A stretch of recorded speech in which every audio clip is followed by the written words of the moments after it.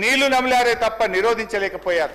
పెరిగిన సాగు విస్తీర్ణం బీఆర్ఎస్ ఘనత, ఎండిపోయిన పొలాలు కాంగ్రెస్ ప్రభుత్వ నిర్వాకం. ముఖ్యమంత్రి గారు ఎంత గొప్పగా చెప్తుందంటే ఎండల వల్ల పంట ఎండిపోతుందట.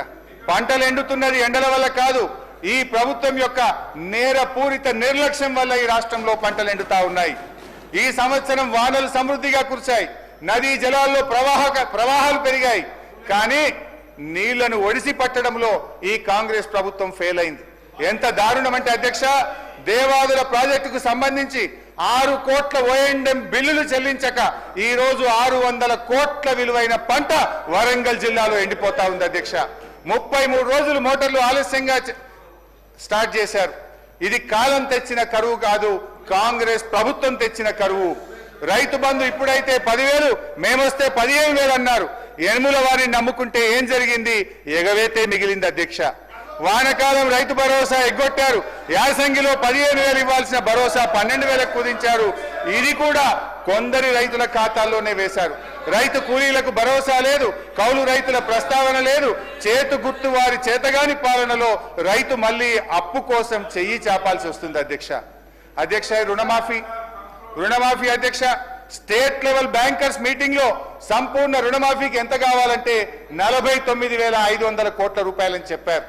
ఆ రోజు ముఖ్యమంత్రి గారు చాలా గొప్పగా చెప్పారు, ఒక్క సంవత్సరం అవినీతి చేయకుండా కడుపు కట్టుకుంటే 41,000 కోట్లు ఒక్క దెబ్బకు మాఫీ చేయొచ్చని ఆ రోజు చెప్పారు అధ్యక్ష. గౌరవనీయులు భట్టి గారు తన బడ్జెట్ ప్రసంగంలో 31,000 కోట్ల రుణమాఫీ చేస్తామని చెప్పారు. ఈ బడ్జెట్ లోనేమో 20,000 కోట్లు ఇచ్చామంటున్నారు. వాస్తవంగా అయితే అది 15,000-16,000 కోట్లు కూడా చేరలేదు అధ్యక్ష.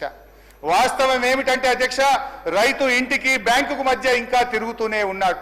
చివరికి రైతుకు మిగిలింది ఒడువని దుఃఖం, తీరని అప్పు. అధ్యక్ష, ఇంకా బాగా అర్థం చేసుకోవాలంటే ఇది వ్యవసాయ శాఖ అధికారుల నుంచి తీసుకున్న లెక్కే చెప్తున్నాను అధ్యక్ష. నా సిద్దిపేట నియోజకవర్గంలో పరిస్థితిని ఈ రాష్ట్ర ప్రజలకు అర్థం కావడానికి, రైతాంగానికి అర్థం కావడానికి ఒక ఉదాహరణగా చెప్తున్నా అధ్యక్ష. నా సిద్దిపేట నియోజకవర్గంలో బ్యాంకుల్లో అప్పు తీసుకున్న రైతులు 43,363 మంది. రుణమాఫీ అయ్యింది 20,514.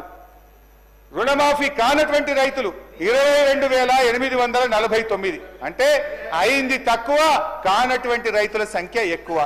ఇందులో అధ్యక్ష 2 లక్షల లోపు రుణం ఉండి కూడా కానటువంటి రైతుల సంఖ్య 10,212 ఉండడం గమనార్హం. Please note this point. 2 లక్షల లోపు రుణం ఉండి కూడా మాఫీ కానటువంటి రైతులు ఒక్క నా సిద్దిపేట నియోజకవర్గంలో 10,212 మంది ఉన్నారు అధ్యక్ష. కానీ ప్రభుత్వం ఇంకా రుణమాఫీ అయిపోయిందని చెప్తున్నారు అధ్యక్ష. ఇకపోతే అధ్యక్ష 2 లక్షల మీద రుణం ఉన్న వాళ్ళ సంగతి, పాపం వాళ్ళ పరిస్థితి అయితే చాలా ఆందోళనకరంగా ఉంది అధ్యక్ష. గౌరవ ముఖ్యమంత్రి గారు చెప్పారు, 2 లక్షల మీద ఉన్న వాళ్ళు అప్పు కట్టండి, మీకు కూడా 2 లక్షల రూపాయల మాఫీ చేస్తామని ముఖ్యమంత్రి గారు ప్రకటించారు అధ్యక్ష. ముఖ్యమంత్రి గారి మాట నమ్మే అధ్యక్ష.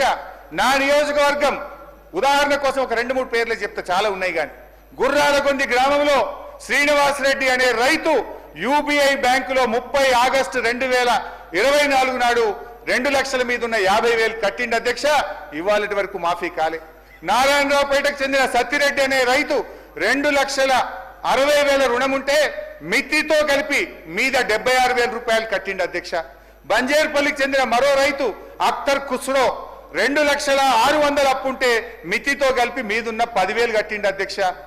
వారికి మరి ఈ రోజు వరకు కూడా ఈ ముఖ్యమంత్రి మాట నమ్మి 2 లక్షల మీద ఉన్న డబ్బు కడితే ఈ రోజు వరకు రుణమాఫీ కాలేదు. కొత్త అప్పుల మీద పడ్డాయి తప్ప మాఫీ కాక ఇవాళ 2 లక్షల పైన ఉన్న రైతులు తీవ్రమైనటువంటి ఆందోళనలో ఉన్నారు. దయచేసి 2 చేతులు జోడించి భట్టి గారిని, ముఖ్యమంత్రి గారిని ఈ రాష్ట్ర రైతుల పక్షాన సవినయంగా ప్రార్థిస్తా ఉన్నా. 2 లక్షల మీద ఉన్న రైతులకు, రుణమాఫీ కానటువంటి రైతులకు అందరికీ కూడా రుణమాఫీ చేయాలని, మీరు ఇచ్చిన మాట నిలబెట్టుకోవాలని చెప్పి నేను ప్రార్థిస్తా ఉన్నాను అధ్యక్ష. అంటే నేను అనేది ఒకటే అధ్యక్ష. ఇప్పుడు లేదు, మీరు మాట్లాడుతుంటే తప్పని మీరు మాట్లాడుతున్నారు.